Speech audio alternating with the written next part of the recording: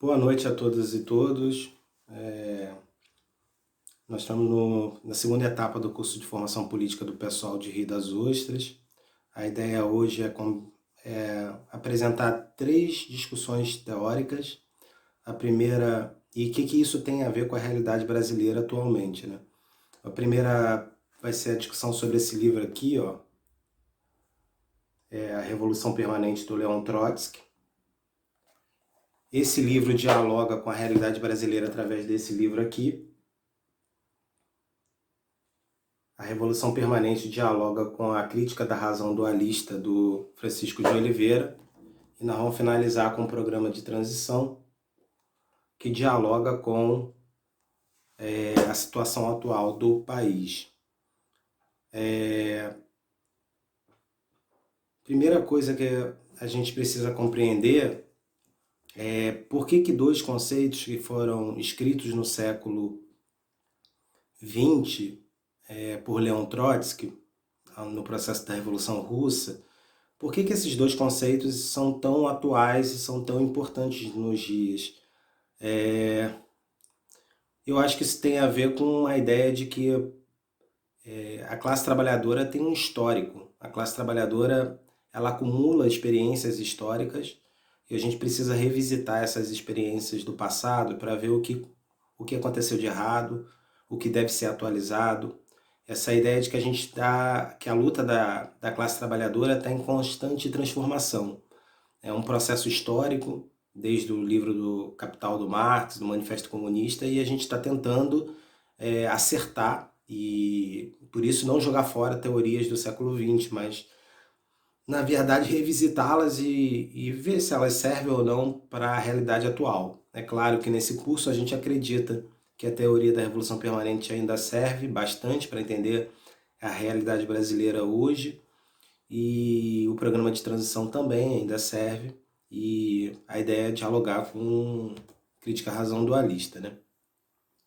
Entrando no debate diretamente, para entender a base de discussão da Revolução Permanente, a gente precisa entender um outro conceito do Trotsky, que se chama a Lei do Desenvolvimento Desigual e Combinado, que é a base da teoria da Revolução Permanente. A Lei do Desenvolvimento Desigual e Combinado é uma compreensão que pode ocorrer simultaneamente no mesmo país processos de desenvolvimento econômico distintos, aspectos avançados e atrasados no mesmo país, especialmente nos países periféricos do sistema capitalista, porque nos países avançados, quase todos eles são industrializados e a sociedade é menos desigual. Mas nos países periféricos, de terceiro mundo, a desigualdade entre as regiões é muito, muito grande. Nos quais um setor pode ser extremamente moderno da economia e o outro pode ser extremamente atrasado. Então, os aspectos industriais desenvolvidos e os aspectos agrários atrasados convivem em harmonia dentro do mesmo país. Essa relação também pode ser compreendida entre diferentes relações entre países capitalistas. Então, a lógica da Lei de Desenvolvimento Desigual e Combinado é que pode ter, como por exemplo no Brasil, o Sudeste, que é bastante desenvolvido industrialmente, e pode ter o Nordeste, que é menos desenvolvido industrialmente. Numa escala internacional, eu posso dizer que tem os Estados Unidos, que é um país bastante desenvolvido economicamente, e um país atrasado como o Brasil, né, que é um país de commodities, exportação de produto primário, plantation. Essa situação, essa divisão social do trabalho, ela diminui as contradições entre as classes dominantes. Então, na verdade, eu poderia dizer como exemplos históricos que, por exemplo, a Rússia, em 1905, que é quando o Trotsky está escrevendo e refletindo sobre essa realidade, ela tem uma cidade chamada Petrogrado, que é extremamente desenvolvida industrialmente. E, ao mesmo tempo, tem uma cidade, que são os Montes Urais, poderia ser a Sibéria também, que é extremamente atrasada do ponto de vista do desenvolvimento industrial, mas extremamente agrária. Então, na verdade, tem duas realidades dentro da mesma Rússia, uma Rússia desenvolvida tecnologicamente, que tinha maior concentração operária até do que os Estados Unidos em 1905, Petrogrado, e uma Rússia de analfabetos, de camponeses, passando por questões de subsistência, né, de necessidades econômicas. Então, a teoria de desenvolvimento desigual e combinado, ela é fundamental para a gente entender o mundo hoje em 2020. Então, a teoria de desenvolvimento desigual e combinado, ela já foi aplicada à realidade brasileira. Ela vai ser aplicada por um professor da USP chamado Francisco de Oliveira, um professor marxista, que escreve um livro na década de 70 chamado Crítica à Razão Dualista. O que seria a razão dualista para o Francisco de Oliveira? Esse dualismo seria pensar que existem países industrializados, como os Estados Unidos, e países atrasados, como o Brasil. Na divisão social internacional do trabalho, o Brasil teria que fazer uma revolução industrial para se tornar avançado, e os Estados Unidos, assim, perderiam o seu poder de imperialismo sobre o Brasil. Mas usando a teoria do desenvolvimento desigual e combinado, para pensar a realidade brasileira, nós vamos perceber que existem setores industrializados, como o estado de São Paulo, principalmente no Brasil, e setores atrasados agrícolas, como os estados do Nordeste ou do Centro-Oeste, por exemplo. Então, o desenvolvimento é desigual e combinado no Brasil, né? Numa escala nacional. Existem as duas realidades, industrialização e não industrialização no mesmo país, como o Trotsky colocou na sua teoria. E, ao mesmo tempo, essa ideia de que a elite brasileira vai se industrializar para competir com a elite dos Estados Unidos, pensando numa escala mais global entre nações, isso também no Brasil não se aplica porque, na verdade, a burguesia brasileira ela é parceira do imperialismo americano. Então, para a burguesia brasileira, não há problema entre essa dualidade entre industrialização versus plantation. A industrialização, ela ocorreu no campo, né? A plantation brasileira, os latifúndios são industrializados na forma de produção, e a burguesia brasileira não tem como meta uma industrialização pesada, né? Uma industrialização através de alta tecnologia. Não é o objetivo da burguesia brasileira ficar parecido com o desenvolvimento industrial e econômico dos Estados Unidos.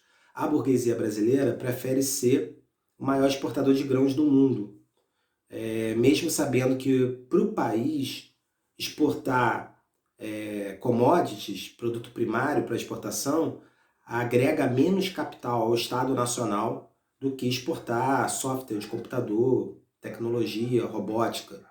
Mas a burguesia brasileira pensa de uma forma diferente. A burguesia brasileira prefere vender produto primário, eles lucram muito, o latifúndio brasileiro é extremamente lucrativo, né, para os donos dos meios de produção, donos das fazendas. Eles lucram muito vendendo esses produtos agrícolas e não se importam de ter uma relação subordinada com os Estados Unidos. Na verdade, há quase que uma combinação deles serem os maiores exportadores de grãos do mundo, e eles estão felizes com isso, e mesmo que para o Estado Nacional Brasileiro isso seja ruim, seria melhor ser um país industrializado, mas para eles ser um país agrário não é um problema, portanto que eles vendam todo o seu produto agrário e lucrem profundamente com essas exportações. Então, a relação internacional entre Brasil e Estados Unidos, a relação subordinada do Brasil, não é um problema para a burguesia brasileira.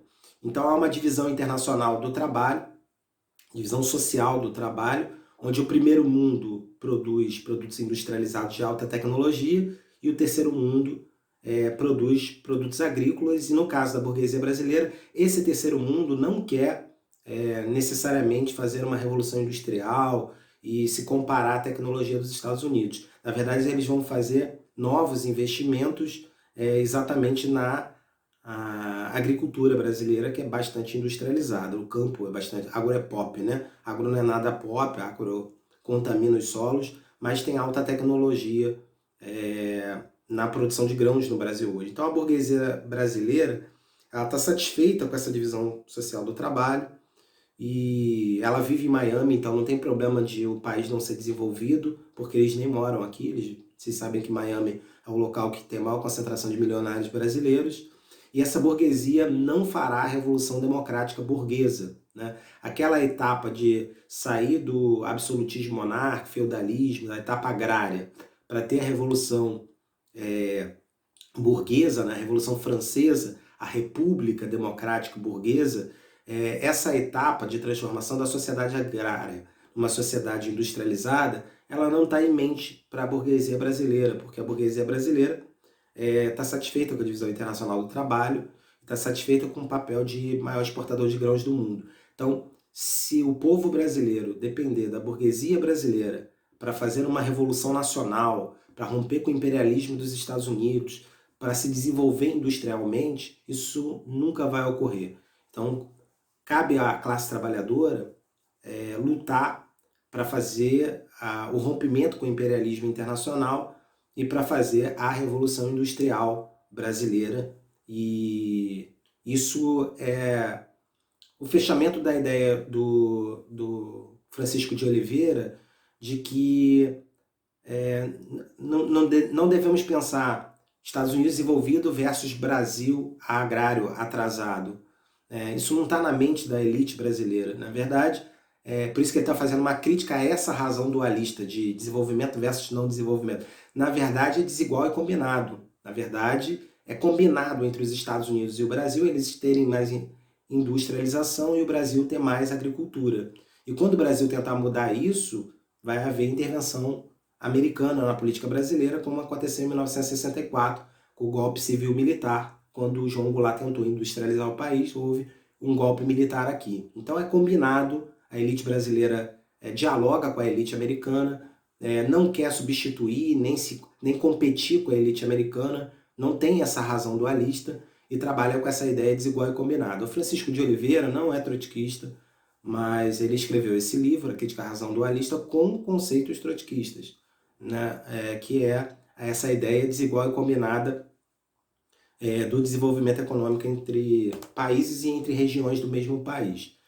Saindo do desigual e combinado e entrando no debate sobre a Revolução Permanente, o livro do Trotsky sobre a Revolução de 1905 na Rússia é um livro essencial para que ele consiga desenvolver a teoria da Revolução Permanente. Então, só recordando rapidamente, em 1905, a Rússia vai acontecer o Domingo Sangrento, o czar Nicolau II vai matar milhares de trabalhadores lutando por melhores condições de vida, vai ser um massacre da classe trabalhadora, e fruto desse massacre, o balanço do que deu errado para que a classe trabalhadora tenha sido derrotada vai ser fundamental para, em 1917, 12 anos depois, conseguir a Revolução Socialista.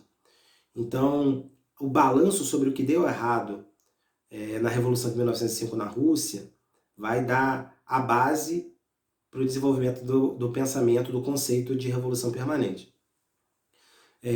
O balanço dos mencheviques e dos bolcheviques eram bastante diferentes. Os mencheviques, minoria, concluíam que a classe operária deveria se subordinar à burguesia nacional. O que significa isso? Que a classe operária deveria fazer uma aliança com a burguesia nacional para poder fazer a Revolução Democrática e Burguesa, a inspiração da Revolução Francesa, que seria a reforma agrária, fim dos privilégios feudais. Então, os sociais-democratas, os mencheviques da Rússia, defendiam uma aliança com a burguesia nacional progressista para derrotar o absolutismo e instaurar o capitalismo na Rússia.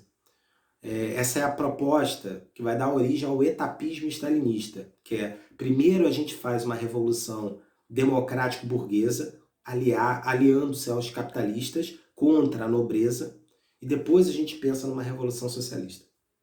Esse é o pensamento dos sociais-democratas, dos mencheviques. Pensamento que muitos defendem até hoje, em alguns partidos, eu vou falar um pouco mais sobre isso lá na frente. Os bolcheviques, a maioria, argumentavam que a classe trabalhadora deveria tomar a direção do processo revolucionário, independentemente da burguesia.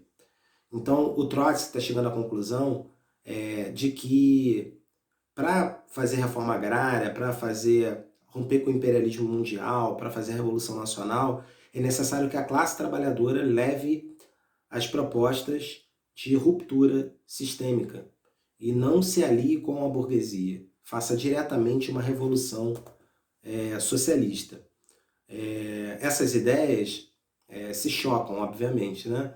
Trotsky argumentava que os trabalhadores deveriam jogar um papel decisivo no processo revolucionário, mas que não poderiam parar somente nas tarefas de uma revolução democrática e burguesa, que a mesma luta que derrubaria o czar seria a mesma luta que abriria as portas para a revolução socialista diretamente, e não uma aliança com a burguesia nacional para fazer a revolução democrática burguesa, para depois pensar no socialismo. Seria de uma forma mais direta. Seria através de um processo chamado Revolução Permanente. Para obter uma reforma agrária verdadeira, teria que se resolver a questão nacional, né? A questão nacional seria romper com o imperialismo, fazer a Revolução Industrial, desenvolver a economia. A revolução terá que proceder essas etapas, essas tarefas, que vão desembocar para o Trotsky na Revolução Socialista. Então, fazer a reforma agrária num país como a Rússia significa romper não só com o czar e com a nobreza, marquês, conde, duque, barão, mas romper também com a burguesia. Então, esse é um processo em conjunto de conquistas históricas da classe trabalhadora para que o camponês tenha acesso à terra, para que tenha reforma agrária. A reforma agrária é uma medida capitalista. O Roosevelt fez a reforma agrária em 1930 nos Estados Unidos. Então, para essa medida capitalista num país desenvolvido como os Estados Unidos, ela não é possível de ser implementada num país agrário de terceiro mundo como o Brasil, porque a própria estrutura econômica do Brasil, ela coloca o latifúndio num espaço central da própria estrutura econômica do país. E mudar essa estrutura econômica só vai ser feita pela classe trabalhadora, através de um processo que seria a Revolução Socialista, e expandi-la internacionalmente, né? Para o Trotsky, a Revolução Socialista não pode ocorrer em um só país, ela deve ser mundial. Mas vamos lá, sair um pouco da teoria e entrar em alguns exemplos para a gente poder ver se a gente compreende os conceitos, né? Fixa. O stalinismo não concorda com a teoria da Revolução Permanente. Estou chamando de stalinismo os partidos comunistas, seguidores do Stalin. E o Stalin vai defender em 1917 e 18, até 24, né? O socialismo em um só país.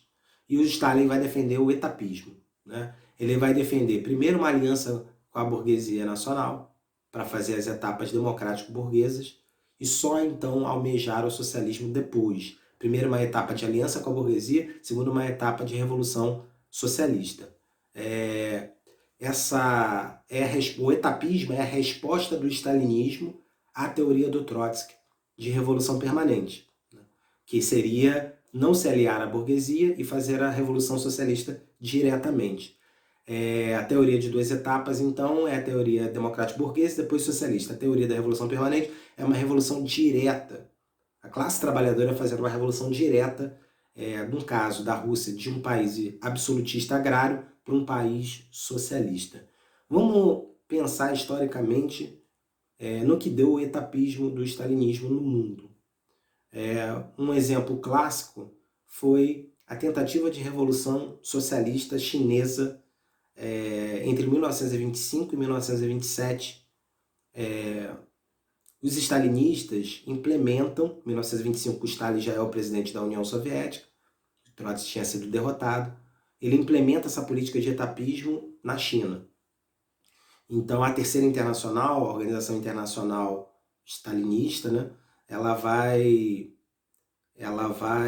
determinar que o Partido Comunista Chinês se dissolva e que atue junto com o Kuomintang, que era o Partido Nacionalista Chinês. A China, em 1925, era ocupada por potências estrangeiras. A China tinha que fazer uma revolução nacional, tornar-se independente, e a China poderia fazer essa revolução nacional fazendo uma revolução capitalista, democrático-burguesa, ou através de uma revolução socialista. Como Stalin era o presidente, se aplicou lá a teoria do etapismo, ou seja, a China, os comunistas chineses se aliaram com a burguesia chinesa para tentar fazer uma revolução democrático-burguesa. E o que aconteceu foi que os capitalistas traíram os comunistas chineses, prenderam, mataram. O Partido Comunista vai perder muita força na China por causa por causa desse processo do etapismo. E só em 1949, com outros militantes comunistas, eles vão conseguir tomar o poder com a liderança do Mao Tse-tung, que não vai se aliar com o Kuomintang, que vai romper com Chiang Kai-shek, que era o líder do Kuomintang, vai fazer uma guerra civil contra ele, vai fazer a revolução socialista na China. Então o etapismo, sendo aplicado na prática, ele foi aplicado em vários países e deu errado em todos os países. Mas ele é aplicado na prática, ele não deu certo historicamente. Mas parece que a gente está falando de China, 1925. O que isso tem a ver com a realidade brasileira hoje, né? Essas experiências históricas que a gente está estudando, como elas podem nos ajudar hoje para compreender a realidade brasileira? E aí, os militantes do PSOL conhecem bastante o discurso do Partido Comunista do Brasil, né? Que ainda é tapista até hoje, 2020, né? A Manuela Dávila, por exemplo. O discurso do PCdoB sobre o governo do PT, né? O PT fez uma aliança com o PMDB, com os latifundiários tradicionais do Brasil, no governo Dilma, né? Com Michel Temer como vice. Para o PSOL lançou candidatura própria, né? Para o PSOL isso é uma traição de classe, né? Juntar um partido de trabalhadores, social-democrata, que era o PT, com um partido da ordem, né? Um partido neoliberal. E nós já vimos o que deu nisso, né? O PT teve um governo neoliberal, não teve um governo social-democrata. O PT acabou sofrendo um impeachment e o golpe do Michel Temer, né? Mas qual é o argumento que o PCdoB utiliza para participar de um governo de conciliação de classe? Um governo entre a burguesia nacional, os latifundiários brasileiros, e o PT, que seria a classe trabalhadora organizada. O argumento do PCdoB é a correlação de forças. Para eles, a correlação de forças sempre é desfavorável. Então eles falam, a gente precisa unir o máximo possível, o PT está na cabeça, a presidente é a Dilma, então vamos nos unir à burguesia nacional para que a gente consiga fazer a Revolução Democrática, etapas de desenvolvimento democrático no Brasil, avançar o máximo possível em direitos civis, e isso seria a etapa da Revolução Democrática Burguesa, os governos do PT. E quem sabe no futuro ter um governo socialista, né? Então, mesmo em 2020, o PCdoB, em sua base teórica, ainda reivindica o etapismo do stalinismo da década de 20. Né? O PCdoB não rompe com as ideias do etapismo e tenta justificar o injustificável, que é como é que pode um partido comunista apoiar um governo neoliberal, como pode o Partido Comunista apoiar uma aliança com o PMDB. Isso tem a ver com essa visão pouco dialética de etapas, né? E é claro que essa tática do PCdoB é completamente distinta do que quem defende a revolução permanente, os trotskistas defendem, por exemplo, né? Os trotskistas que estão dentro do PSOL, por exemplo, que defendem que a gente não deve se aliar com a burguesia nacional, como o PMDB, por exemplo, e que a gente tem que ter uma aliança somente entre os partidos da classe trabalhadora. Então, para a gente compreender a teoria da revolução permanência, essas teses, em resumo, para os países de desenvolvimento burguês retardatário, que não tiveram a revolução industrial, em particular para os países coloniais, neocolonialismo da África e o neocolonialismo lá da Ásia, a teoria da revolução permanente significa que a solução verdadeira e completa das tarefas democráticas, como reforma agrária, e nacional-libertadoras, como combate ao imperialismo, só é concebível por meio de uma ditadura do proletariado, que assume a direção da nação oprimida e, antes de tudo, das demandas das massas camponesas. Então, na verdade, só vai ter reforma agrária no Brasil ou nos países coloniais ou semicoloniais, se houver uma ruptura com a burguesia, porque a burguesia nacional quer continuar produzindo commodities para exportação e não vai romper com as estruturas do sistema capitalista do terceiro mundo.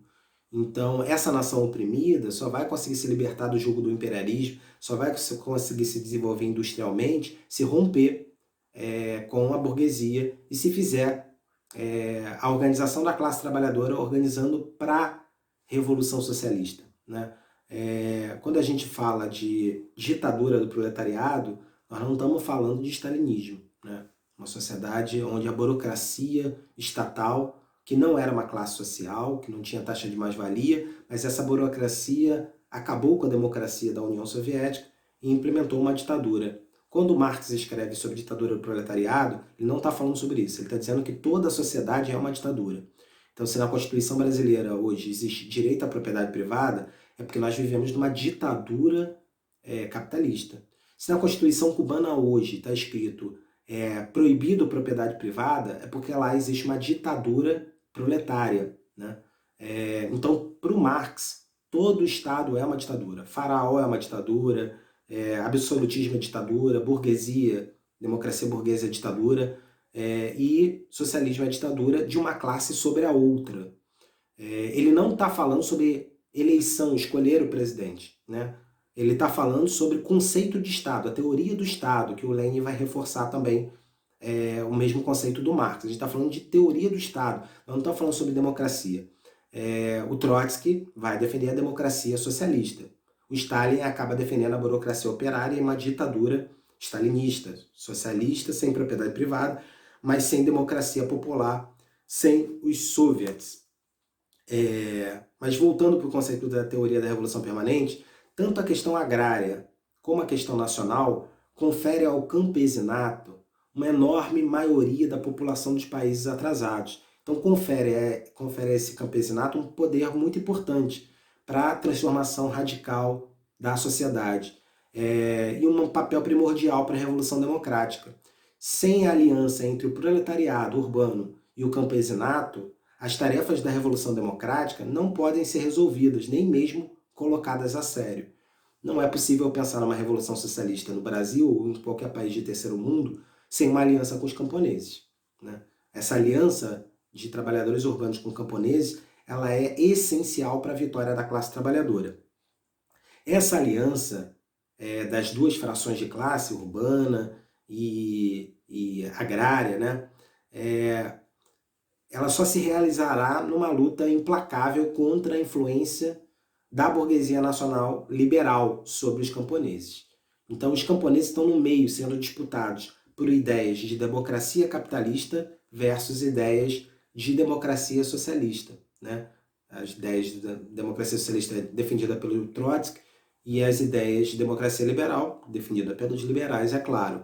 E aí entra no limite dos camponeses. Os camponeses, em última instância, eles querem terra. Eles querem uma pequena propriedade de terra, eles querem o fim do latifúndio. Para ter reforma agrária, eu posso fazer reforma agrária num país capitalista, como foi o exemplo dos Estados Unidos que eu dei. Os Estados Unidos fizeram reforma agrária, França fez reforma agrária, China fez reforma agrária, todos os países do primeiro mundo desenvolvidos fizeram reforma agrária. Dá para fazer reforma agrária dentro do capitalismo. Não dá para fazer reforma agrária dentro do capitalismo dos países periféricos, de terceiro mundo, porque no caso do terceiro mundo, a burguesia são latifundiários, né? São os proprietários de terra. Então, qual é o limite do pensamento dos camponeses? Quando eles tiverem acesso à pequena propriedade, eles vão ficar satisfeitos.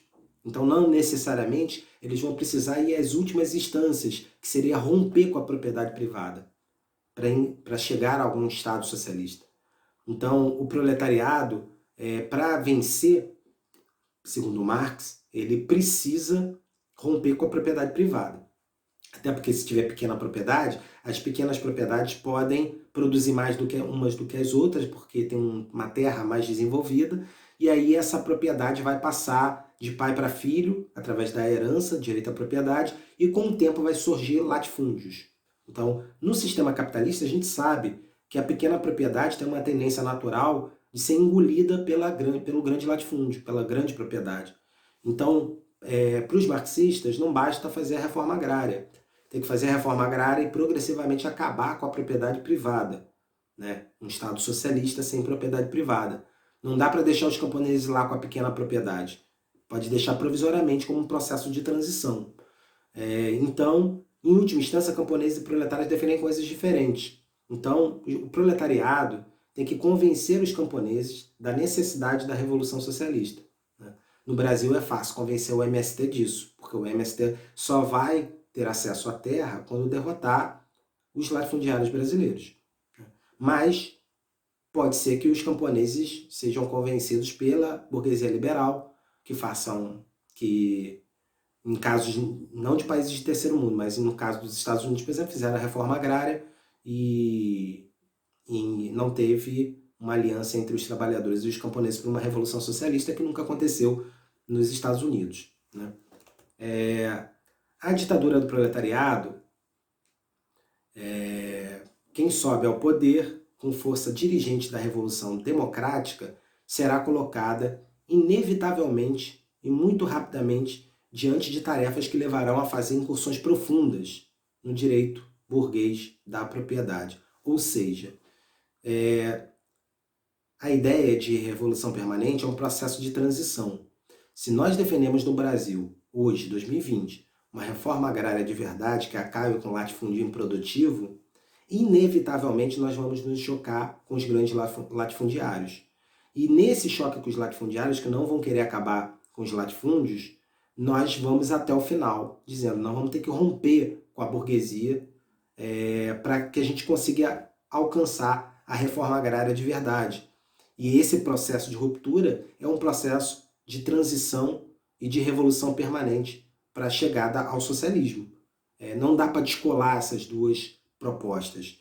No curso do seu desenvolvimento, a revolução democrática burguesa se transforma diretamente numa revolução socialista, tornando-se, pois, uma revolução permanente. Então, o que a gente está tentando pensar é pensar de uma forma mais dialética. Não é etapismo, primeiro revolução democrática, depois revolução socialista. Na verdade, as bandeiras da revolução democrática, se forem levadas até a última instância, elas vão desembocar inevitavelmente no socialismo, porque a burguesia nacional, os latifundiários, não vão aceitar fazer reforma agrária dentro da lei capitalista. Existem modelos como Salvador Allende no Chile, que tentou fazer isso por dentro do Estado e acabou sendo morto dentro do palácio, que foi o caso em 1973 do golpe militar do Pinochet, com o apoio dos Estados Unidos, que interrompeu o processo de estatização do cobre e da estatização das grandes. Então, para resolver o problema do agrário na Rússia, teria que acontecer uma aliança entre camponeses e o proletariado para a tomada do poder e para entregar esse poder aos soviets, né, que seriam os conselhos de trabalhadores, a democracia operária, a democracia socialista. Então, o etapismo novamente é provado que não deu certo, né? A ideia de que os mencheviques seriam solidários aos bolcheviques quando estiveram no poder não se concretizou e levou à ideia de tomada do poder pelos trabalhadores, né? De revolução permanente, de aliança entre camponeses e trabalhadores para implementar o socialismo na Rússia. Um outro exemplo histórico foi a Revolução sem apoio da burguesia, feita na China em 1949, contra o Chiang Kai-shek. Chiang Kai-shek era do Partido Kuomintang, Partido Nacional Democrático Burguês da China. A China tinha sido invadida por potências estrangeiras, queria fazer uma revolução, uma independência da China, implementando o capitalismo na China. E aquilo que deu errado em 24 e 25 na China, uma aliança entre a burguesia e o Partido Comunista, vai ser superado pelo Mao Tse-tung, que vai fazer a revolução diretamente socialista, revolução permanente, sem se aliar com Chiang Kai-shek. Pelo contrário, fazendo uma guerra civil contra o Chiang Kai-shek e consolidando a vitória socialista lá na China. Então, houve uma reorientação porque o etapismo deu errado na década de 20. A reorientação não foi do stalinismo, a reorientação foi do Mao Tse-tung, né, que queria tomar o poder o mais rápido possível. Em Cuba também não houve, em 59, uma aliança do Fidel Castro e do Che Guevara com a burguesia nacional. A burguesia nacional cubana também era latifundiária, Fulgêncio Batista, e o que aconteceu em Cuba também foi uma tomada do poder através de guerrilha, que é um outro método de tomada do poder, em 1959. Né? A Revolução Chinesa também é uma revolução camponesa, né? Um outro modelo, não foi exatamente o proletariado que tomou o poder na China, foi o campesinato liderado pelo Partido Comunista e Mao Tse-tung. No caso de Cuba, foi uma guerrilha rural em Serra Maestra que se espalhou pelo país inteiro e que tomou o poder diretamente sem aliança com a burguesia.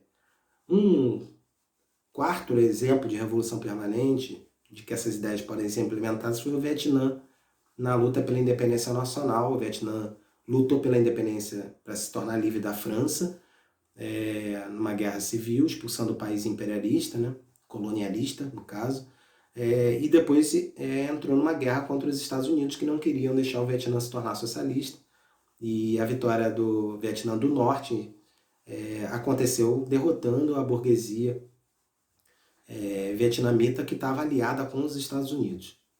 Não teve uma aliança da burguesia nacional vietnamita com o proletariado nem os camponeses do Vietnã. Então, a conclusão que a gente chega é que o etapismo deu errado historicamente. Né? Essa ideia de aliança com a burguesia para fazer a etapa democrática como a reforma agrária, a independência nacional, a ruptura com o imperialismo, deu errado. O modelo que a gente viu dar certo ao longo do século XX foi os trabalhadores organizados, numa aliança com os camponeses, proletariado camponês, tomando diretamente o poder e derrotando a burguesia nacional. E aí eu saio do conceito de revolução permanente e entro no conceito do programa de transição, que é o outro livro do Trotsky. Né? O que é um programa de um partido revolucionário? O programa, que é um conjunto de propostas, sintetiza a ação política comum de milhares de homens e mulheres. Ele expressa uma consciência coletiva fundada na experiência histórica acumulada pela luta de classes. Um programa nunca está acabado, pois ele se forja na trajetória complexa das lutas sociais, na compreensão comum desta trajetória. Então, para o Trotsky, nós não estamos copiando o programa de transição escrito por Trotsky na década de 40. A gente está copiando a forma de pensar do Trotsky. A gente está pensando a realidade de 2020, mas com conceitos que foram acumulados historicamente pela classe trabalhadora. A classe trabalhadora tem uma história que eu estou tentando rapidamente apresentar alguns pontos dela, e teve experiências bem-sucedidas e mal-sucedidas. Na nossa opinião, a revolução permanente é um conceito fundamental e o programa de transição também é um conceito fundamental. E o etapismo é algo que deve ser abandonado pelos marxistas revolucionários. E o programa é a discussão mais importante, e no final dessa apresentação eu vou falar sobre as eleições, né, que vão acontecer em 2020, qual é o programa que nós vamos apresentar como PSOL. Mas esse debate sobre o que apresentar no programa é o elemento fundamental para a gente atingir a consciência da classe trabalhadora, para que a gente consiga explicar para a classe trabalhadora qual é a proposta do PSOL para a sociedade. Então, o programa revolucionário deve ter a potencialidade de se inscrever imediatamente na vida concreta das massas, nas suas aspirações mais elementares e mais profundas. No programa de um partido político, tem que ter as coisas mais elementares, mais simples de serem resolvidas, que a classe trabalhadora deseja, mas também tem que ter propostas estruturais. Né? Então você tem que ter o pão para alimentar a classe trabalhadora, tem que ter também a reforma agrária, que seria uma proposta de mudança estrutural, né? Como a gente viu nas teses de Abril do Leme. O programa de transição é a aplicação programática da estratégia da revolução permanente. Ou seja, através do programa de transição, nós vamos escrever no programa quais são as propostas estruturais que vão colocar em xeque a própria sociedade burguesa, e por isso a gente não se alia à burguesia, e vão colocar em processo de luta a consciência, o aumento da consciência dos trabalhadores para defender as suas reivindicações até o fim. E para defender as suas reivindicações até o fim, necessariamente vai ter que romper com a burguesia nacional, como os exemplos históricos já tinham demonstrado. É necessário ajudar as massas no processo de lutas cotidianas a encontrar a ponte entre suas reivindicações atuais e o programa da Revolução Socialista. Esta ponte deve consistir em um sistema de reivindicações transitórias, que parta das atuais condições e da consciência das largas camadas da classe operária e conduza, invariavelmente, a uma só e mesma conclusão: a conquista do poder pelo proletariado. Então, nós não vamos exigir, não vamos apresentar propostas mínimas como educação para todos, que isso um liberal poderia defender também, mas também nós não vamos colocar o programa máximo, que seria o fim das escolas privadas, por exemplo. Nós vamos defender um programa de transição, que seria a alta qualidade das escolas públicas. E mais para frente eu vou desenvolver um pouco mais essa ideia. Então, programas de transição são propostas, reivindicações transitórias e estruturais que atingem a sociedade e o Estado como um todo, né? Entrando em exemplos, os sindicatos, por exemplo, eles defendem um programa mínimo, né? Existe programa mínimo, programa de transição e programa máximo. O programa máximo seria a Revolução Socialista. O programa mínimo seria melhorar o capitalismo. E o programa de transição é pegar algumas propostas mínimas com algumas propostas máximas e fazer essa transição para gerar um desenvolvimento da consciência da classe trabalhadora, para que a classe trabalhadora tome o poder. Os sindicatos, por exemplo, defendem programa mínimo, né? Eles não têm e não podem ter um programa revolucionário acabado. O sindicato não pode defender o fim da propriedade privada, né? O sindicato é legal dentro das leis, né? Ele cumpre as leis. Em virtude dessas tarefas e de sua composição de caráter e do seu caráter de recrutamento, né? Nem todo mundo que participa do sindicato é marxista ou revolucionário. O cara participa do sindicato porque ele defende os seus interesses enquanto classe trabalhadora, direitos sociais. Então, por esse caráter heterogêneo de revolucionários e não revolucionários, o sindicato nunca pode substituir um partido político, porque é o partido político que pode apresentar um programa para o conjunto da sociedade. Os sindicatos são parciais, eles apresentam um sindicato de educação, um programa para a educação, um sindicato de médicos, um programa para a saúde e assim sucessivamente. Eles são, em sua essência, parciais. Então a ideia é que um partido político, aí segundo Gramsci, é a união de partes diferentes, é a união de diversos setores da classe trabalhadora, como cultura, saúde, educação, meio ambiente, diversos setores diferentes que se unem com suas pautas restritas e específicas, se unem dentro de um partido político que unifica essas lutas num programa completo para a sociedade, que pode ser um programa de transição, e é isso que o pessoal Rio das Ostras defende, né? Sindicato defende educação pública de qualidade, por exemplo, né? E a burguesia, a alta burguesia, coloca seus filhos na educação privada de qualidade, né? E existem ideias que se chocam, né? Uma educação pública de qualidade, como acontece, por exemplo, na social-democracia europeia, uma educação de qualidade, ela atrapalha a educação privada. Ela atrapalha os tubarões da educação. Então, defender uma educação pública de qualidade até a última instância é se chocar com as escolas privadas, por exemplo. E é por isso que a gente acredita que defender a educação pública até as últimas instâncias de qualidade é um programa de transição, no caso brasileiro. É uma proposta intermediária, porque dá para ter educação de qualidade dentro do capitalismo, mas a elite brasileira, a burguesia brasileira, ela não quer uma educação de qualidade para a classe trabalhadora. A educação pública não funciona, não é por incompetência dos governos, é um projeto para que o povo não pense e para enriquecer os tubarões de educação. Então, uma prefeitura socialista do PSOL, por exemplo, investiria muito dinheiro na saúde e na educação como prioridade. E esse investimento maciço e a melhoria da educação nesse processo de transição geraria o questionamento dos tubarões de educação, que não querem, que perderiam seus alunos, que pagam para as escolas públicas, e isso atrapalharia o lucro do grande capital empregado na educação. Então, defender a educação pública de qualidade, em última instância, até a última instância, é defender uma proposta de transição na sociedade brasileira. O Partido Revolucionário defende propostas transitórias, né? E é isso que nós acreditamos. O que seriam propostas transitórias a nível nacional? Um governo do PSOL, por exemplo, né? A expropriação de certos grupos capitalistas através da estatização, a expropriação dos bancos privados através da estatização, da estatização do sistema de crédito, reforma agrária sem indenização para os latifundiários em terras improdutivas, estatização das fábricas sob controle dos trabalhadores, não o governo mandando gerentes governar a fábrica, mas os próprios trabalhadores, operários, proletários, escolhendo suas chefias através dos conselhos democráticos dos trabalhadores, através da democracia direta, que a gente conhece historicamente como soviets, né?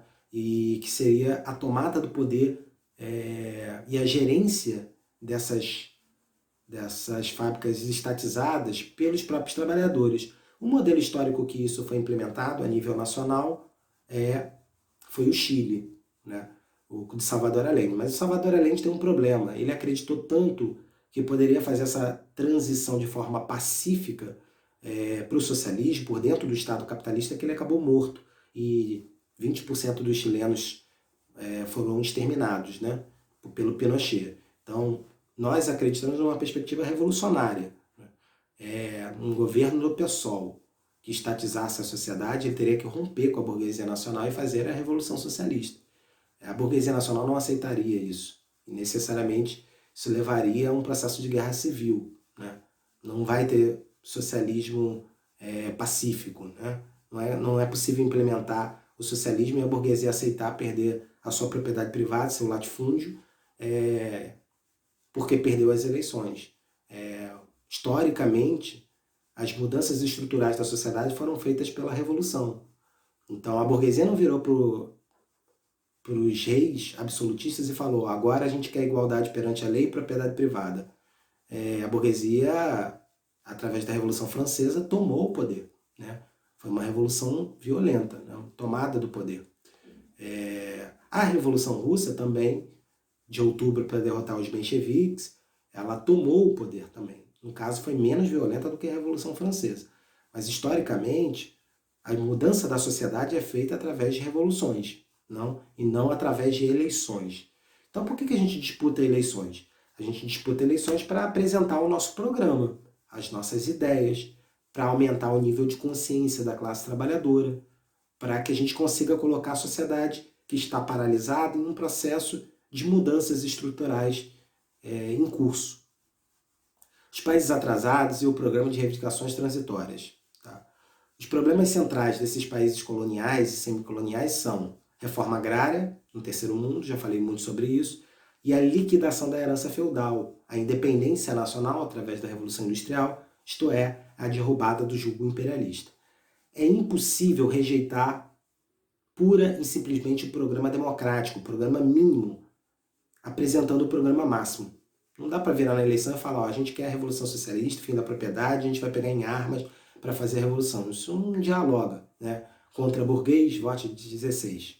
Né? Isso já foi tentado e isso, como os trabalhadores não conhecem os conceitos marxistas, isso entra por um ouvido e sai para o outro, ele não consegue compreender. Então a gente precisa apresentar o programa mínimo, o programa máximo, não, nem o programa mínimo nem o programa máximo, o programa de transição estrutural para a sociedade brasileira. É necessário que as próprias massas ultrapassem esse programa apresentado na própria luta. Né?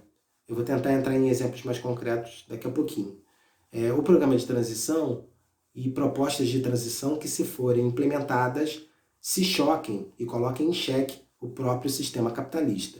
Colocando em xeque o sistema capitalista, a classe trabalhadora, entendendo que o governo quer fazer algo que a burguesia não aceita, como reforma agrária, isso vai fazer com que os trabalhadores rurais concluam, por exemplo, estou falando de trabalhador rural como exemplo, né? Concluam da necessidade de uma revolução socialista.